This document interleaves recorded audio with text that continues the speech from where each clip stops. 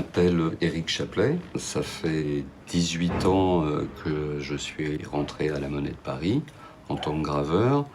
Actuellement, je suis maître graveur depuis quelques temps déjà. J'ai découvert la gravure à l'école Boulle et c'est devenu une passion. Donc j'ai stoppé mes études pour faire graveur dans une grosse entreprise d'orfèvrerie et j'en suis parti pour passer mon concours de graveur à la Monnaie de Paris où évidemment le savoir est la référence dans notre métier. C'est l'aboutissement d'une carrière que de finir comme graveur à la Monnaie de Paris. J'ai eu le soutien des anciens pour acquérir de l'expérience, des techniques propres à la gravure monétaire. On ne peut pas faire de gravure monétaire en tant que privé, ou alors on est faussaire. Il est clair que c'est ici que l'on apprend le métier de graveur monétaire, et nulle part ailleurs.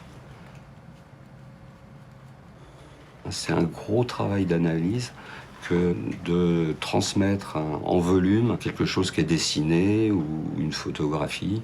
C'est un réel métier, très exigeant techniquement en matière d'analyse. Lorsqu'on fait un portrait, c'est du trompe-l'œil.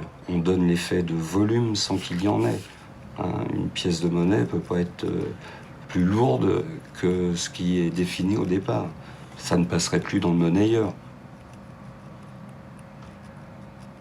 On est quand même obligé de se fabriquer certains outils dans la mesure où aucune société de fabrication d'outillage pourrait répondre à nos attentes.